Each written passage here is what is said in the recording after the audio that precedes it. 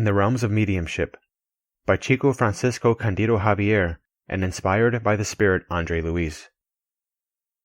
Chapter 5. The Assimilation of Mental Currents. Just 2 minutes before 8 p.m., the spirit director responsible for the meeting entered the small room. Our guide introduced everyone. Brother Clementino greeted us warmly. "This place belongs to all of us," he said with a smile, inviting us to feel at ease in carrying out the task entrusted to us. At that moment, various spirits from our plane approached the mediums who would participate in that evening's work. Clementino moved to Raul Silva's side, where he stood in silent reflection. Soon thereafter, Alice invited me to look through the psychoscope. Adjusting it to a different modality, he recommended a careful examination. I focused on the mediums immersed in mental concentration and saw them in a different aspect. This time, their physical bodies were like high-tension electromagnetic currents. The nervous system, the glands, and the various plexuses emitted a particular luminescence. Juxtaposed on the brain, the mind appeared as a sphere of distinctive light, each person with his or her particular radiation potential. Acknowledging our curiosity, the assistant explained. In any mediumistic study, we mustn't forget that, while in the flesh, the spiritual individuality resides in the atomic citadel of the physical body, formed by resources taken on loan from the Earth's environment. Blood, brain, nerves, bones, skin, and muscles represent elements agglutinated for the temporary manifestation of the soul on the earth, constituting its temporary garment according to the conditions of the mind. At that instant, Brother Clementino placed his hand on Raul's forehead, while his figure, from our standpoint, became more human-like, almost opaque. "Our spirit benefactor and director," explained Aulas, "appears denser because he has lowered his normally elevated vibration to match Raul's vibratory level as far as possible in order to begin the task at hand. He is now acting upon Raul's brain, somewhat like an emeritus musician would respectfully handle a highly valuable violin, whose firmness and harmony he recognizes." We noticed that Clementino's venerable head had begun to emit flashes of light. At the same time, Raul's brain, under the influence of the benefactor's hand, acquired an intense luminosity, albeit of a different kind. The discarnate mentor lifted up his moving voice, asking for the divine blessing with words familiar to us. Raul transmitted them in a loud voice with very little variation.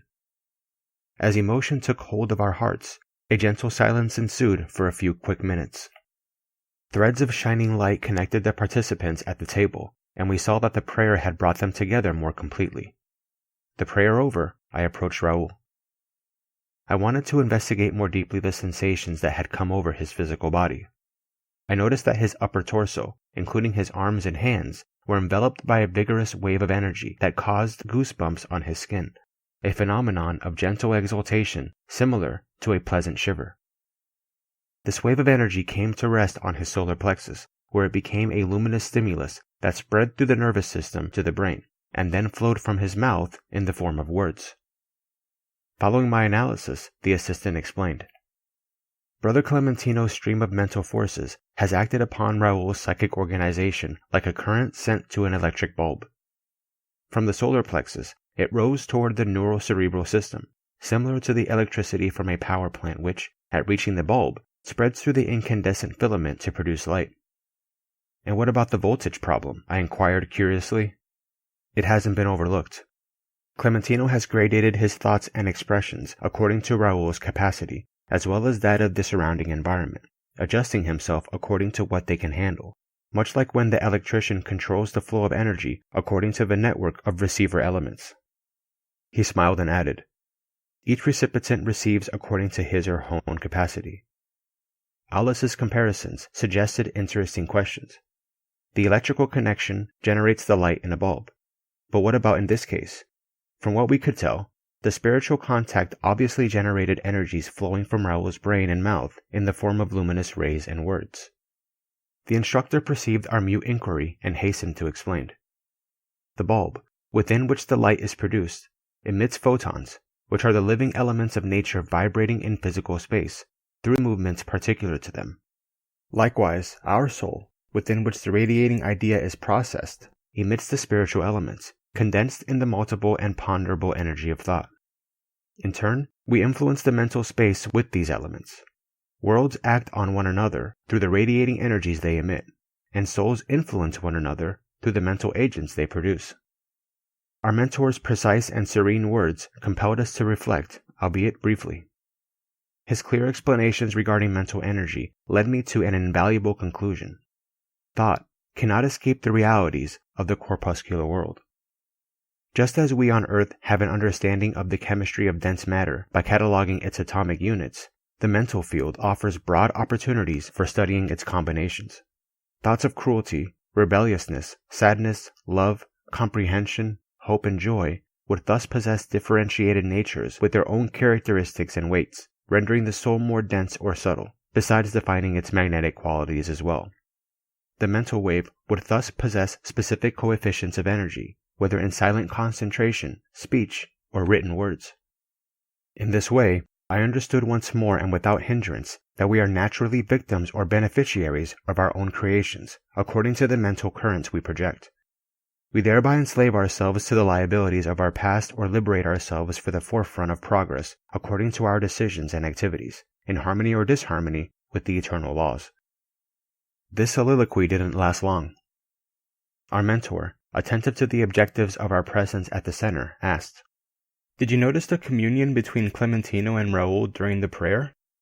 Seeing our expectation as learners, he continued, "We have just seen the phenomenon of the perfect assimilation of mental currents that usually preside over nearly all mediumistic phenomenon. To clarify, let's compare Raoul, our incarnate co-worker, to a receiving apparatus like those used in broadcasting. By condensing his thought and will, Clementino's mental emissions envelop Raoul in a profusion of rays that reach his inner field, first through the pores of the skin, which are myriads of antennae upon which the emissions take on the aspect of weak and indistinct impressions. These impressions connect with the spirit's body sensors, which act like condensers and immediately reach the cables of the nervous system, which in turn perform the role of induction coils. There, impressions accumulate in an instant and then are automatically reconstituted in the brain, where we possess hundreds of motor centers, similar to a miraculous keyboard of electromagnetics linked to each other, and in whose dynamic center mental actions and reactions are processed, determining creative vibrations through thought or speech, with the brain acting as a powerful broadcasting and receiving station, and the mouth as a loudspeaker. Such stimuli are also expressed through the mechanisms of the hands and feet, or through the senses and organs, which operate in the manner of cranes and conductors, transformers and analyzers under the direct command of the mind. His explanation could not have been simpler. However, it still offered an opportunity for broader questions. "So, is this the technique of thought itself?" asked Ilario with great interest. "Not exactly," answered the mentor. "Thought, which is exclusive to each of us, flows incessantly from our brain like the heat and magnetic waves that are unique to each of us, and we normally use it to activate the resources we have. But it's not so easy to tell the difference between our own mental creation and one that comes into our head from others," pondered my intrigued colleague. "Your assertion is groundless," replied the assistant. "Any person who knows how to manage his or her attention can tell the difference, since our thoughts vibrate at a unique frequency that comes across in our specific mode of expression, habits, and points of view, and in the manner and style that are particular to us." He then added amiably, "In matters of this type, we must be very careful in our judgments. While we align our criterion with earthly standards, our mental life is almost always parasitic, since we hide our thought waves in order to reflect and act within established prejudices or pragmatism of pre-established customs, which are mental crystallizations in time. Or we follow the fashion of the day and the opinions of our friends, all constituting an easy accommodation that requires less effort. But it would be enough to practice meditation, to study constructively, and to get into the habit of discerning in order to understand where our line of thought lies, thus clearly identifying the spiritual currents that we are assimilating." Ilario thought for a few moments, and showing on his face the satisfaction of someone who has made an important discovery, he said quite pleased, "Now I can see how mediumistic phenomena can occur in the simple situations of life, as well as in notable deeds of excellence and in daily dramas." Yes, our mentor agreed, now concerned about the amount of time our conversation was taking. Mediumship is a gift inherent to all individuals, just like the faculty of breathing, and each person assimilates the higher or lower energies with which he or she is in tune. That is why the Divine Master recommends prayer and vigilance so that we do not fall prey to the suggestions of evil. Temptation is a thread of living forces radiating from us, capturing elements that are similar to it, and thus weaving around our soul a thick web of impulses that sometimes become irresistible.